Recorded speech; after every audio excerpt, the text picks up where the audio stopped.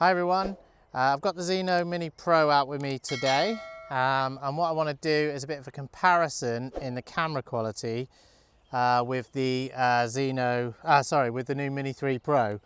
So let me just turn the thing on. Right, so I'm screen recording, I think I've got everything. So there we go, just to show that it is the Zino Mini Pro, and you can see it all there. Battery's all working, I think you can see it. Now let's just get this up and running, and we'll kind of go down towards the waterfall, and then the idea is that I'll try and compare the footage that we saw with the Mini 3 Pro on the previous video with this drone. So let's give it a go. Let's put it on the drone pad. Little ant there that's scurrying away very quickly. Right, so one thing to say about this drone as opposed to the Mini 3 Pro is that you don't get any FPV. So I'm just coming out of the device status list, just tells you how you're getting on. Right, so it's picking up GPSs and stuff. You will not get any kind of visual, you won't get anything from the camera until you're basically taking off. So that's a bit of a pain with this. So I don't think I can even switch video now. You just basically have to wait. But what we can do is we can, hopefully the GPSs are picking up. So that's another thing, it is slow to pick up the GPS. We found that with the Mini 3 Pro, it just kind of all worked, as it usually does with DJI drones. They're very well put together, they're very polished. The user interface, the user experience in general is better. Right, so now it wants me to do compass calibration. There's a couple of times that it's done that. Now what I do is I tend to walk around in a spot like that, and that's useful if you are doing it. Right, now it's asking you to put it nose down, that way, yeah. Nose down. Now I used to get this a bit with the Mini 1, I think, but we haven't really had it on the Mini 2 that much, and we didn't have it on the Mini 3 Pro earlier as well, so makes you a bit dizzy. But right now it's still saying 12 satellites, so we should be ready to fly. We've now got 12, it's happy. Right, so now what you do is you do takeoff, so hopefully it should take off. Sort of went over to the side a little bit there. Now I can bring this forward to the camera. Now I'm going to try and turn on the obstacle avoidance, right? Now I tried this the other day and it didn't work. Now let's just see. Yeah, it wasn't working, and it doesn't seem to be working now. Now it says something about calibrating it. I need to work out how to do that, but I did have it working at one point without the calibration. So anyway, something again that with the DJI drone, it didn't do it. So I know the sort of Hubsan fanboys might be saying, oh well, it's not a DJI drone, you need to do this, you need to do that. Okay, fair enough. But it is a bit of an annoyance, right, I'm gonna bring it up to the camera so you give it a little bit of a view. It's a very stable drone. I really like the drone. I'm not knocking the drone, I really like it. But with the DJI drone, you get a slightly more polished feeling, but it is holding its position really well. We're on 12 satellites still, and it is just sort of doing its thing. I'll turn it round, and then it's blowing around because of the wind, I think. But yeah, it wasn't, I would say the Mini Pro is a bit more stable than this. So anyway, what we're going to do is we're going to go up, I'm going to look out over now the screen on the Mini 3 Pro's controller was a lot easier to see. Now that'll depend on what phone, but obviously you don't get a controller that you can use as a sort of screen, you don't get a controller with a screen on these drones. So I'm going to go up to 60 meters, which is what I did with the Mini 3 Pro. So I need to come back down a bit. It's quite a fast, nippy little drone. Yeah, it's not, it does give you a bit more of a precise reading, I think. Right, so I'm going to kind of point it towards there, and then I'm going to kind of fly over it. Yeah, and then see how it goes. See what it's, I mean, it's a little bit sunnier now. It's just typical, isn't it? So I think this might do better just because it's a bit sunnier. So when I did it earlier, just pick up, have a look at the horizon, which I kind of did on the Mini 3, I think. I'm trying to remember exactly what I did. So I can sit, but I tell you what, my phone screen is not very good for seeing what's going on as well as what it was on the DJI screen, the new DJI Pro controller, if you do go for that option. Now I think it's drifting slightly over from the waterfall. I found the other one to just go straight. So that may be another sort of issue with this drone. It might be drifting over a little bit there.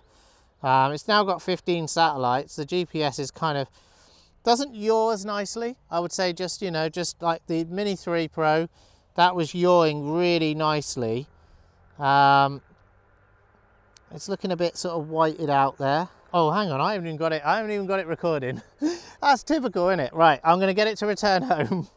That is typical, but do you know why that happens? It happens because you've got to turn on recording, you've got to do it on all the drones. But anyway, let's get it to return to home here. Right, okay, return to takeoff point, yeah. Right, now, I had 2 false starts. In the previous one, my SD card didn't behave right. Also, will this spot the landing pad? Let's have a look at that, because that'd be useful actually. It's a little bit sunnier, so its camera's probably going to look a bit better. But yeah, I basically I didn't turn it to video mode, and I didn't press record. That's my fault. But these are things you forget when the screen doesn't come on immediately and you can just press record.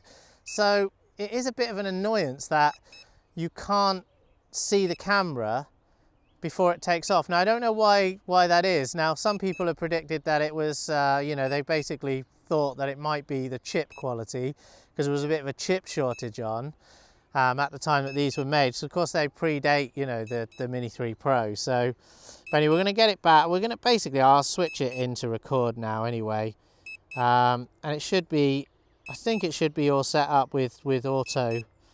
Let's just check the settings quickly here. It's just coming back down anyway. But right, I'm going to stop the recording again. I'm going to check the settings. It's all in auto. It should all be in auto. Video bit rate's 100, so you can set the bit rate on this, which you couldn't do, I think, with the Mini. So let's bring it back down anyway. And when it gets near us and back down with us, we can, you know, do it again, basically. CPU at 50%, it has a temperature you know, sort of sensor on there and shows you what's going on. And I think that again is a little bit suspicious. Where is it? It's meant to be right above me. Yeah, there it is. It's fine. But yeah, what I'm trying to say is the CPU temperature was a new thing. That was a bit of a, I just thought straight away, well, why's it got that? Do you know what I mean? It's maybe because there's issues with it overheating. Now, I heard of overheating issues with the Mini 3 Pro. I didn't experience them. It all worked fine. Very happy with it. Just a shame I couldn't get the Fly More combo. Bit annoyed with the small USB-C cable. And it's only USB to USB-C, so you need a USB-C charger, or else you've got to have the cable and another kind of charger. These are all downsides, but you know, this is a bit of a pain as well. This has got internal storage, so you know, we might even run out of footage anyway, because it has internal, it records internally to it. Right, anyway, it is trying to find the landing pad. You can see on here it's trying to find the landing pad, so I wouldn't mind letting it do that actually quickly. Let's just hope we've got enough space for recording, but we're not going to do a lot with this drone. We're really just going to try and compare the camera really. But look at it, it's giving it a go. It is trying to land on that H. Now the Mini 3 Pro didn't have that feature that I could see. DJI drones sometimes have it and they don't really tell you they have it. Right, so it didn't really get it. It didn't really get it. It's kind of just a bit off the pad, but that's fine. Now it's turned off. It's turned off that video again. So what I'm going to do, in fact, it's now saying you can record in it. Oh, anyway, no, you can't record. So what I'm going to do is I'm going to take off again. I'm going to take off and I'm going to turn record on straight away. Right, is it turned on? Yeah, it is recording now. Right, so I'm going to go straight up and over because I don't want to run out of storage space. Now, I find this screen really hard to see, but that is my particular phone. So I'm going to go up to 60 meters. I'll drop the camera down a bit. Yeah, it's a lot harder to see on this phone screen. It really is. I mean, that DJI drone made a big difference. So, you know, it was a very good quality screen, I would say. Right, so I'm going to just put it down a bit, sort of similar to where I think I had it. It's on record now, so it is recording. I'm going to kind of try and line it up, and I'm going to go full forward. It's sort of just a little bit lower than the, I brought it up a little bit to 60 meters, but just going to try and sort of see if we can compare the footage quality with a Mini 3. Now I think it's a bit unfair because this camera's got slightly sunnier conditions, so it may not be a very fair test, but, and also I'm sort of veering off a bit there. I'm gonna go towards the the pub there. It's quite nice in there. It looks a bit whited out to me on this screen, but then maybe that's this screen. It doesn't yaw as well as the Mini 3, so that's another thing. I think the Mini 3 is very smooth. Sort of pull it back round. I think we're going to try and find the canal. The screen isn't great. You know, the screen is not great on these. And hang on, here we go. No, there's the canal. Right, I'm bringing it round, and I'm going to fly over this way. And I think that's what we did on the previous one. And it's doing okay. You know, I was quite impressed with the picture quality of this drone, to be honest with you. I may go around a couple of times because I want to sort of get the, I want to hope that I get the same, same footage. But let's see. But yeah, I can't make out very easily on this phone what is going on really, which is a bit annoying. It's very difficult to, right, so there's the bridge, isn't it? Yeah. Yeah, if I hold it at, I tell you what, it makes a hell of a difference having that DJI screen. So if you're thinking about getting one and you're toying between the two, it doesn't necessarily mean that you won't have, you know, a nice screen on your own phone, because obviously it's based on your own phone. But of course, the more, you know, if you need to have a decent screen, then you're going to have a decent phone, and then that obviously adds to all your costs. So if you're somebody who like kind of buys cheaper Android devices, such as the one I'm using now, I mean, I do have an iPhone, but I prefer using this for my drones. But if you kind of buy cheaper Android devices and then, you know, use it for your drone, you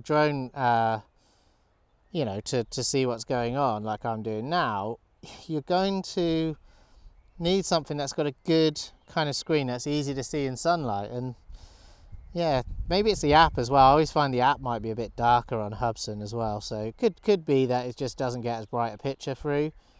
CPU temperature 37, so pretty good. Pretty happy with that. But yeah, I mean, hopefully I'll be able to cut something together so you can see the Mini 3 kind of footage next to it. But yeah, I do feel like this has had a bit of a, well, it's kind of gone a bit grey again now, but it did have a better view of things, I would say. But yeah, let's bring it back in, because we're not really here to try out all its features, because I find that some of them don't work. But its landing was pretty good. So let's get it back to return again, see if it does a better landing on the pad. Camera's gone off. Camera's gone off, Rach. When did that go off? Don't know. Oh well, camera went off. So if you're not seeing me, if you're not seeing me on the screen now, that's because the camera went off. But it might be fine. I'm going to see if I can turn the camera back on. It probably overheated. I think that's, oh no, it's got a battery issue. Battery's exhausted. That doesn't matter so much. I'm screen recording, so I'm happy enough. What I'm going to do is bring the drone back down, so you'll be able to see the screen recorder footage. That's the way it'll go, unfortunately. But yeah, these things happen when you're doing like multiple videos back to back, unfortunately. Anyway, yeah, it is landing. We'll see how it does with landing on its pad.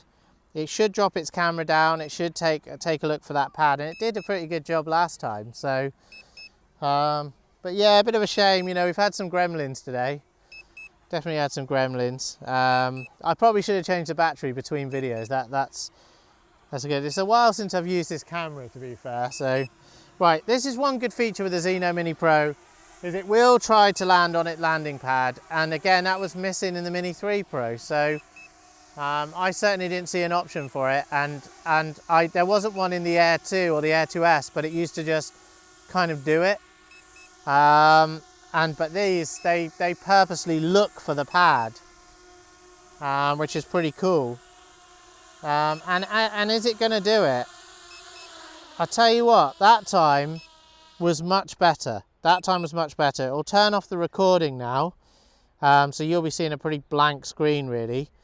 But yeah, you know, thanks very much for watching that. I can't record any more footage because the camera's gone off.